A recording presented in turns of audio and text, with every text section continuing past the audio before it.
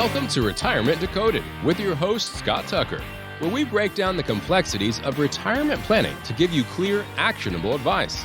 Whether you're just starting out or getting ready to retire, Scott's here to help you make informed decisions and secure your financial future. Tune in each week as we simplify the process and decode the path to a stress-free retirement. Now, here's your host, Scott Tucker. Welcome back to the podcast, Retirement Decoded with Scott Tucker. I'm your host, Scott Tucker. My bell, Max, I moved my bell too far away after the last episode. Our associate advisor, Max Wren, is on microphone number 2. Say hello, Max Wren. Hello, Max Wren. Max Wren, we've got a question today from Nick. Now, Nick writes the podcast, and he says, Max, Roth conversions, ? Now, before you tell me to consult a financial advisor, I understand, but I am just trying to work through this in my head before I do so. Well, Max, we are financial advisors. I think we are, yeah. Isn't In fact, we're federally licensed. We can not only help folks in Illinois, but all across the fruited plain, as El Rushbo would say. So Nick says, Max, Roth conversions, ? Before you say anything to consult a financial advisor, I understand, but I'm trying to figure this out in my head before I do so. So Nick's a little confused. I'm confused. He's got like a page-long question there. This is, yeah, you can see this. You can't see this on the podcast, but Max can see it. This is paragraphs upon paragraphs. There's even a big paragraph coming up that ought to be multiple paragraphs. Oh, boy. So Nick's curious about Roth conversions, but he doesn't want to talk to a financial advisor. He just wants to figure it out. A lot of guys, Max, a lot of guys have that like lone wolf syndrome. They do. They want to be the man of the house. The man of the house. Don't tell me what to do. Right. Okay, well, maybe. So Nick says, I'm married. Our joint income is around $145,000. With me being the higher earner, Nick, it's not a contest. More than double my spouse's income. Now, that was uncalled for. Yeah, right. It's not really relevant. I'm 62 and a half, and my spouse just turned 61. Both of us are still working. Neither of us have a Roth IRA. Oh, goodness. You're in your early 60s. Nobody has a Roth. Uh-oh. He said Roth IRA. There could be a Roth 401k, but I think he means to say they have no Roth accounts. Right. Max, I have a small amount in inherited IRA. Oh, that's our least favorite kind of money, isn't it, Max? Yeah. Well, it's kind of our favorite because you inherited it. I mean, it's still money, so it's nice, right? Max, like I say, you still cash the check, right? Right. Even if it's not what you wanted. I have a small, Nick says I have a small amount in inherited IRA. Now, I don't see it here in the question. Oh, here, Nick continues. And I have to take an RMD, required minimum distribution, to clear the account within 10 years. So, Max, that tells us that if Nick, people sometimes inherit these from siblings even, but let's say that let's infer that Nick inherited this IRA from a parent. Yep. And he's been told that he has to liquidate the account within 10 years. So that means Nick's parent died 2020 or later. Yep. Due to the Secure Act of 2019. I also have a small amount in traditional 401k, and I will receive a government pension when I retire. I have 30 plus years of state service. I don't know. It's not spelled with a capital S like State Department. This is fun. We should just have folks call into the podcast. Go to tuckerretirement.com, get on our phone calendar, and Nick, and maybe we can figure this out with you. 15 minutes for free over the coming week with one of our financial planners at tuckerretirement.com. Yeah, typed up an English paper right there. It's not all in English. I have a small amount in a 401k, and I will receive a government pension when I retire. I have 30 plus years state service, so eligible for the pension anytime. Oh, I was thinking federal government. This is state government. Jeez, oh, Pete's. And Nick didn't tell us which state, because that'd be fun to make fun of him. Although we're in Illinois, so maybe he can make fun of us. Yeah, it would be. Probably is right now. I have a small amount in 401k and will receive a government pension when I retire. I have 30 plus years of state service, so eligible for the pension at any time. Well, that's good, Nick. Because, Max, when you want to retire, you don't always know. You might decide tomorrow you want to retire. Yeah, you never know when you might have to. Got your 30 plus years. Hey, maybe I want to do it now. How about now? At my current... there's no spaces in this. It's really difficult. At my current age, my pension plus current eligible Social Security amount would put me in approximately 80% of my current working income. Well, that's pretty good.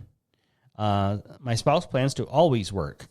Nick, or Max, rather, a lot of people plan to always work. That's always the plan until you get not working anymore. Yeah. Either the job gets rid of you or you become disabled or no longer able to do the job or whatnot. Yep. So my spouse plans to always work, but there are no guarantees in life. Well, Nick's reading my mail now. I didn't read this whole question before the podcast. Nick or Max, can you believe it? Yeah.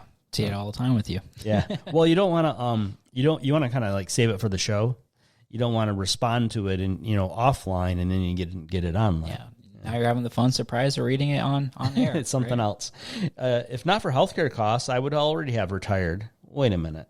Oh, Nick is 62 and a half. Got it. Nick didn't say which state, and then healthcare costs are described here. So I wonder if Nick has at 62 and a half has himself and his spouse both on the state insurance from the state job they have. I'm gonna guess so. That Nick has. Okay. I would have already retired. My spouse's employer's health insurance would cost more than Cobra from my employer. Yeah, I got you there.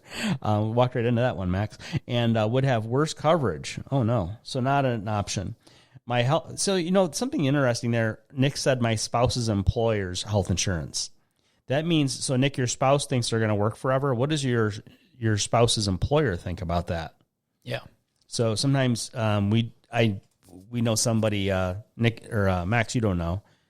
But we know somebody in our family that they just turned 70 and they got retired.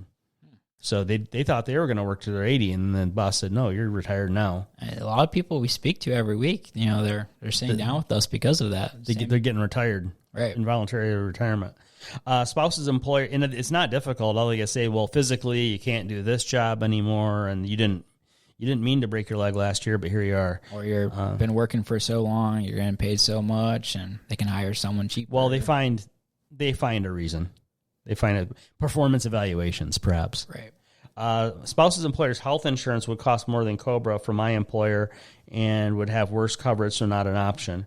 Nick, when you get, of course, this. I think Nick's already thinking this. When you get to be 65, each of you get to be 65 at different times, then Medicare eligibility. So you might be able to, with Medicare Part B and maybe a zero premium Medicare Advantage or something like that, you might be able to get down about $185 a month.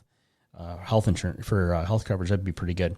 My health is not great, so Nick's not got great health, and the stress from my job isn't helping. Oh boy. Not fun when your job's too stressful and you're 62 and a half and you say, I've been at this job 30 plus years and I'm working for the government. It's government with a double B in the middle. Oh, okay. Yeah, that makes sense. I went to public school. My health is not great and my stress of my job isn't helping. So here's some more questions for Max. Max, should we both open Roth IRAs, ? Even if contributing a minimal amount to start the 5-year clock, ? Boy, there's a lot there. Max, what about something we're ignoring here right now, unless these paragraphs keep going? What about Roth conversions? Yeah, that's going to be the bigger one. Yeah. So now your inherited IRA, Nick, you cannot Roth convert that. And you do have that 10-year rule on the distributions. But maybe the first year you're not working, you might zap that whole inherited IRA. You said it was a small amount. Mm-hmm. So open the Roth IRAs, fine. I think we're whistling past the graveyard, though there might be a large, well, you said small amount traditional 401k too. So anyways, Max, should we both open Roth IRAs, even if contributing a minimal amount to start the 5-year clock? ? Should I close out the inherited IRA, pay the taxes, and move that money into the Roth? Those are two separate things, aren't they, Max? Yeah. I mean, you got a lot of moving parts here. TuckerRetirement.com. Nick, get on our phone calendar because this is killing me. This is, I love stuff like this, though. This is the reason why we're here. So. This is like when you tangle all your Christmas lights together. Yep. You might want a couple extra hands to help you figure that out. Before we got started, Max was helping me untangle the microphone cables. Yeah, no, that's why you hired me. So. We were getting a buzz in my microphone. We couldn't figure it out. And so, that's why we hired Max. I need a financial planner to help me with this electronicals Just stuff. Unplug it, plug it back in. Yeah, we had to reseat the microphone cable. Boy, should I close out the inherited IRA, pay the taxes, and move that money? Oh, that's what I was going to get at. So if you close out the inherited IRA, that is a federally taxable distribution. And then you said pay the taxes and move that money into the Roth. You can't. There is no Roth conversion if that's because we're getting murky where we're mixing everything in a barrel here. and figuring out what we got. Yeah, we're crossing a lot of things there. So better to do one thing at a time and kind of separate these things out in your mind. So if you close out the inherited IRA, it's federally taxable. Yes, you can withhold federal taxes from that. And in your state, you may have state income taxes. Nick didn't tell us what state he lives in and or works for. Illinois residents don't pay any state income tax on retirement accounts, but in many states they do. Not yet, at least. It's coming around the mountain, isn't it? It's coming for sure. It's coming. Well, probably. So should I close out the inherited IRA, pay the taxes, and move that money into the Roth? Those are all separate things. So a Roth contribution is limited by the amount you make and by the amount you're allowed to contribute. A Roth conversion, different C word. Oh boy. Well, keep it clean, Max. A Roth conversion is different than a contribution. I'm getting a new pronunciation. I sound like I'm Canadian or something. If you're Canadian, go to tuckerretirement.com. Actually, we can't help Canadians. Nope. Well, if you're there. Perhaps now we have had Canadians, and we're based in Chicago, although we help folks all across the United States. We have had actually, I forget now if we can help green card Canadians. We can. Yeah, right. We can. We actually were helping some a couple of months ago. Oh, that's right. I get my wires crossed. Yeah. We get a few every so now and then. That's kind of complicated because then you got two different sets of laws going on, the Canadian and the American and oh boy. Should I close out the inherited IRA, pay the taxes, and move that money, I would say other money, into Roth contribution? Or maybe just put the amount of the required minimum distribution from the inherited IRA in the Roth until I retire. Again, Max, this reminds me when people go to get on Medicare and they say, well, I'm going to pay the Medicare Part B out of my Social Security. Yeah. The two things are two separate programs. Yep. So when you go on Medicare Part B, they will offer to take it out of your monthly Social Security check, but that doesn't mean that's how you need to pay it. Yep. That's like calling up. I have my cell phone with AT&T. Natalie has hers with Verizon, and I don't know why. Oh, because sometimes you get out in the boonies out west, like in Colorado. Mm-hmm. It is actually convenient to have two carriers because I'll have 4 bars and she'll have 1. Yeah. So that's the only thing I can think that's convenient about that. I recently switched from Verizon, somebody that uses their towers and paying maybe 1/4 of the cost. So. Yeah, that's a thing too. So I have AT&T and Natalie has Verizon, and you go different places around the country or wherever, and they use different towers sometimes. Like AT&T doesn't want to pay for that tower, but Verizon does, and vice versa. So anyway, so when you sign up for Part B and they say, we can take it out of your Social Security check, well, that's like me calling AT&T about my cell phone bill and like, we could take it out of your Social Security check. Like that has one thing. One has one has nothing to do with the other. Hey, and it just causes people to get the two programs confused. If it works, it works, I guess, right? But I just saying it leads to these kind of thoughts like I'm going to take out of my inherited IRA, pay the tax, and put that in a Roth contribution. Yeah, that's the best to untangle you got a bucket of fish hooks. Oh boy, is that you're from Dayton, Ohio originally? We don't say that around our parts. You don't say bucket of fish hooks? No. Nope. Something like that. What do you say in Dayton, Ohio, Max? We say y'all a lot. Say a lot of y'all? Yeah. Yeah. Back in the day when I used to go home for a couple of weeks at a time, when I'd come back, I would have that thick Cincinnati accent. Thick y'all, how we doing? That thick Cincinnati accent. Yeah. Really emphasize the T's. I grew up in Lansing, Michigan, and I have kind of Yankee accent, and some people in Michigan talk really fast, and maybe I've slowed it down a little bit. Maybe I haven't. Maybe you listen to the podcast at half speed.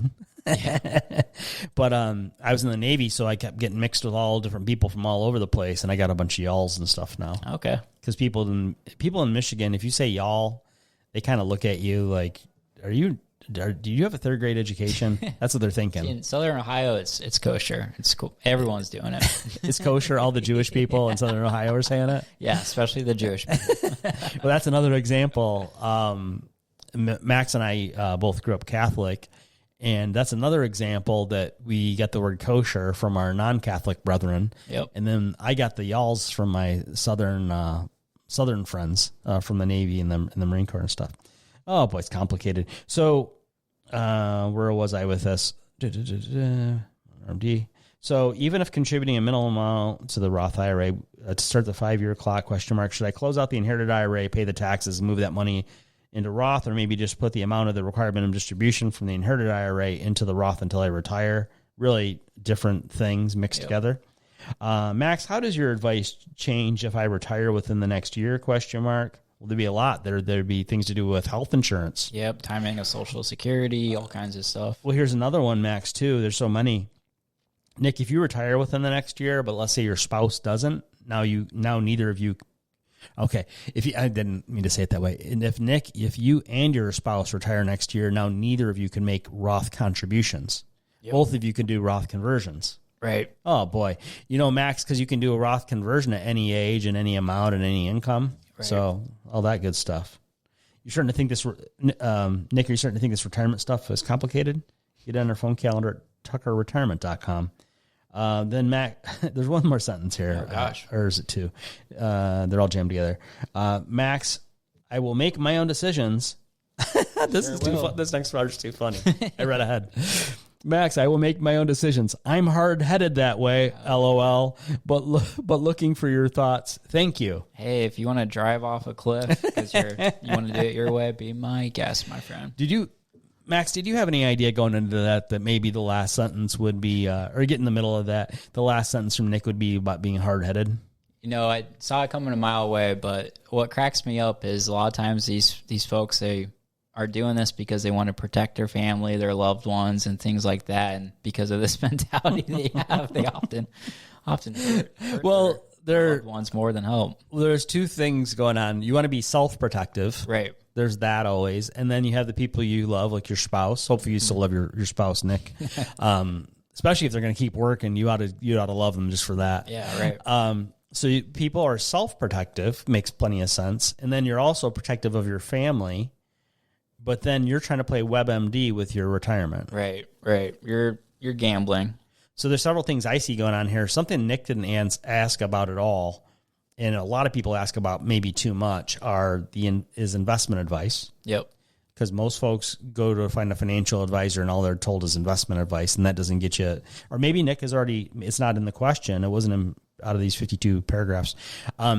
It wasn't in the question or the comments, but maybe Nick has already figured out that the investments aren't the most important thing. As far as I think Nick sounds like somebody who's probably not taking outsized risk. That would be what I would be reading into it. But that's what I would think. Yep. But Nick is not Mr. Macho Man trying to go for the touchdown it's fourth quarter. I'm up by, you see this with the Chicago Bears where we are here in Chicago. We're winning the game. Hey, let's throw a Hail Mary. Oh, why are we throwing a Hail Mary? We're winning the game. Let's run the clock out, Not to pick on the Bears. With the new coaching staff this year, it's a little better. Well, we'll see. It's going to take a little time to figure this out. They say if the Bears can get to, this is not anything revolutionary. If the Bears can get to 10 wins, then playoff bound, perhaps, ? Although that whole NFL playoff thing is kind of squirrely. But folks, Max, folks come to us, whether through writing the podcast or getting on our phone calendar at tuckerretirement.com.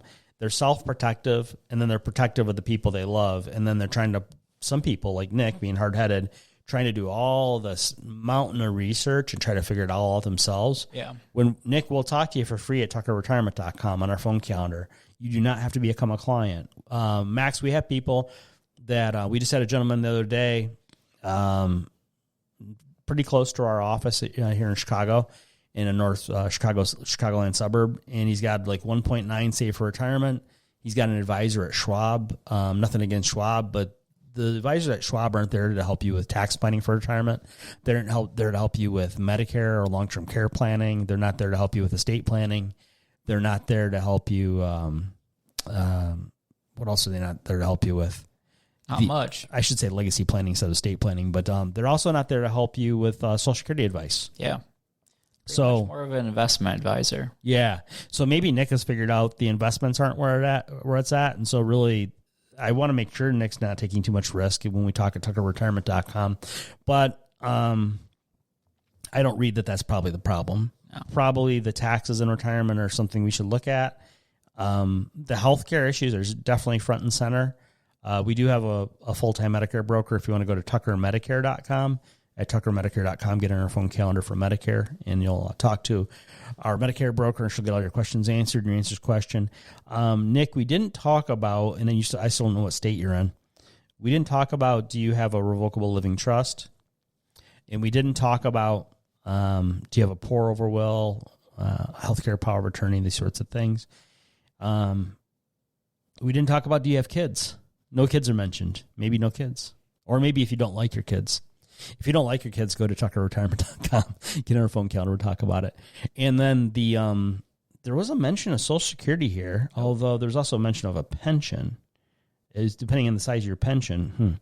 So we want to talk also about how and when we file for Social Security. You're 62 and a half. I would say most people shouldn't file 62 and a half unless they're really ill, or also have to take into consideration spousal concerns. If you pass away and you leave your spouse a Social Security check, which, if your check's smaller because you're a government worker, because you spent 30 years in state employment. So I don't know. Yeah.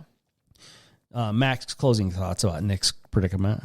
I think it's pretty common, those questions that Nick has. I think a lot of folks, they're in this mindset where they're trying to grow their assets, and then when they start getting closer to retirement, they actually think about the planning side of things. And I think it's pretty common, the questions Nick has, and it's the type of stuff we're helping folks with every day. Look at you being all nice. We were just picking on Nick for a while there. That does happen, doesn't it? When you're 20 and 30 and 40 years old, it's all about how much I can make and how much I can save, and how, can I get the next whiz bang investment? But when you get close to retirement, like 62 and a half, that kind of thing, it's like you have a kind of an oh crap moment, and you realize that this is about planning, and this is about more than just my investments. Yep. So I think Nick already nailed that. Nick, that wasn't spoken, but I think Nick already figured out it's not all about investments. Yep, just a small piece of the pie. Small piece of the pie. Well, you've wasted yet another 20-some minutes listening to the ramblings of a short, bald man, namely yours truly, Scott Tucker. Get on our phone calendar at tuckerretirement.com, and we will talk to you on the next episode. Scott Tucker Solutions, Inc. has a strategic partnership with tax professionals and attorneys who can provide tax and or legal advice. Neither the firm nor its agents or representatives may give tax or legal advice. Individuals should consult with a qualified professional for guidance before making any purchasing decisions. A Roth conversion is a taxable event and may have several tax-related consequences. Be sure to consult with a qualified tax advisor before making any decisions regarding your IRA. The views and opinions herein are those of Scott Tucker Solutions, Inc. and do not necessarily reflect the views and opinions of AE Wealth Management, LLC. Investment advisory services made available through AE Wealth Management, LLC. AEWM and Scott Tucker Solutions, Inc. are not affiliated companies. Insurance products are offered through the insurance business Scott Tucker Solutions, Inc. Scott Tucker Solutions, Inc. is an investment advisory practice that offers products and services through AE Wealth Management, LLC, a registered investment advisor. AEWM does not offer insurance products. The insurance products offered by Scott Tucker Solutions, Inc. are not subject to investment advisor requirements. Investing involves risk, including the potential loss of principal. Any references to protection, safety, or lifetime income generally refer to fixed insurance products, never securities or investments. Insurance guarantees are backed by the financial strength and claims-paying ability of the issuing carrier. This podcast is intended for informational purposes only. It is not intended to be used as the sole basis for financial decisions, nor should it be construed as advice designed to meet the particular needs of an individual's situation. Scott Tucker Solutions, Inc. is not permitted to offer, and no statement made during this podcast shall constitute tax or legal advice. Our firm is not affiliated with or endorsed by the U.S. government or any governmental agency. The information and opinions contained herein provided by third parties have been obtained from sources believed to be reliable, but accuracy and completeness cannot be guaranteed by Scott Tucker Solutions, Inc.